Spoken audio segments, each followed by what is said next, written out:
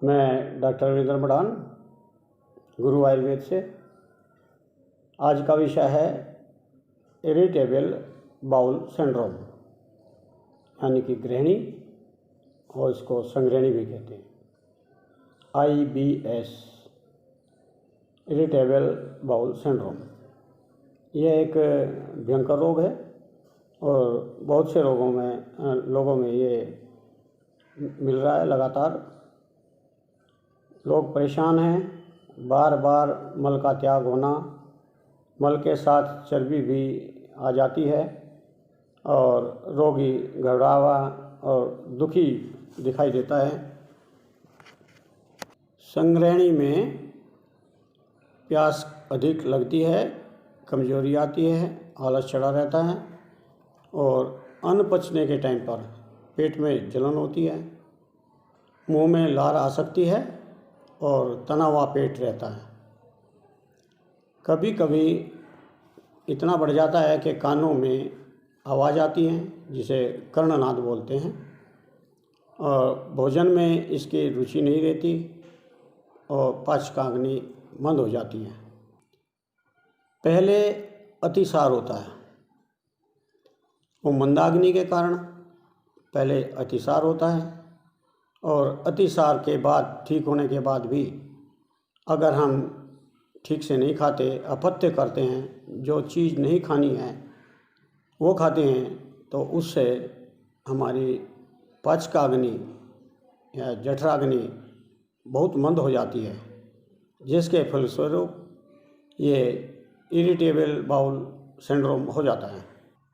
मंद जठराग्नि और बिगड़े हुए दोष, यानी कि वात पित्त कफ, फिर दोबारा से मंदाग्नि में होकर के वो गृहिणी का निर्माण करते हैं, गृहिणी रोग पैदा हो जाता है।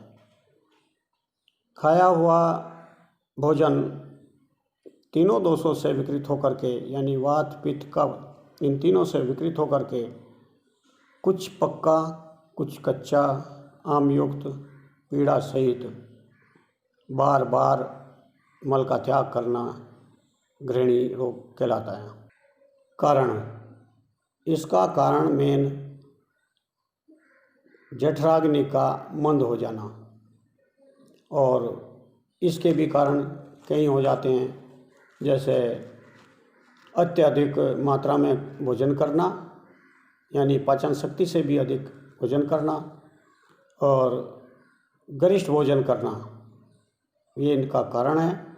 अत्यंत तीखा, रूखा, कटु, अत्यंत चिकना, अत्यंत ठंडा, अत्यंत का मतलब अति, जिस चीज़ में कर चुके हो आप, अति गरिष्ठ खाते हो, कटु, रूखा, तो प्रकृति के विरुद्ध भोजन करना, विरुद्ध आहार करना, जो हमें एक साथ में दो तरह के भोजन जो विरुद्ध आहार में बताए हैं उनका करना, और बासी खाने को बार बार आप गर्म करते हैं और खाते हैं, इससे भी आपका गृहिणी रोग पैदा हो जाता है। कुछ लोगों में क्या है कि पहले भोजन कर लिया और फिर स्नान कर लिया, इससे भी आपकी मंदाग्नि पैदा हो जाती है। कई बार हम भोजन के साथ साथ पानी पीते हैं, इससे भी हमारी मंदाग्नि पूरी हो जाती है। मंदाग्नि जो है वो इतना हो जाती है कि आपके भोजन को नहीं पचा सकती। मानसिक विकारों में भी पाचक शक्ति कम हो जाती है। भांग, गांजा, चरस, अफीम और दारू लेने वालों को भी ये रोग होने के चांसेस सबसे ज़्यादा हैं। अधारणीय वेगों का धारण करना, जैसे अपान वायु का त्याग ना करना, किसी श्रम से छींक कर रोकना, ये जितने भी अधारणीय वेग हैं उनसे भी आपकी पाचक अग्नि पर प्रभाव पड़ता है। रात को जागना और दिन में सोना, इससे मंदाग्नि होकर के आपको संगृहिणी का रोग हो जाता है, और उसके टाइम पर भी आप अपथ्य करते रहें तो ये बहुत ही दर्दनाक रोग हो जाता है। इसको इंग्लिश में इरिटेबल बाउल सिंड्रोम कहते हैं और आयुर्वेद में इसको संग्रहणी या ग्रहणी रोग भी कहते हैं और इंग्लिश में इसको स्प्रू कहते हैं। संग्रहणी की पहचान। संग्रहणी की क्या पहचान है? इसके लिए आप मल को अगर ध्यान से देखें तो छिछड़ेदार मल, आम से युक्त या चिपचिपा मल बार बार जाए और कभी मल बंद करके आता है, कभी पतला आता है, कभी कब्ज की तरह आता है और कष्ट के साथ मल का त्याग करते हैं। इसके साथ ही आपको किसी भी भोजन में रुचि नहीं होती और भूख जब आपको लगती है तो आप फिर दोबारा भारी खा लेते हैं, तो उससे फिर पेट में तनाव पैदा होता है। मुख का स्वाद भी आपको महसूस नहीं होता, उसकी अनुभूति नहीं होती।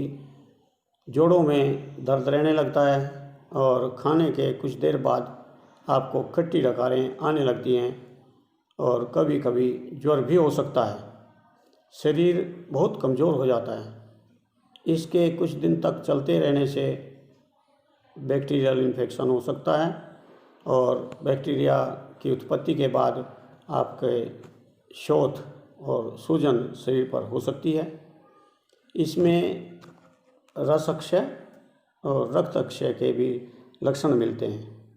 इसके 4 भेद हैं, वातज, पित्तज और कफज, और तीनों दोष को मिलकर के त्रिदोषज।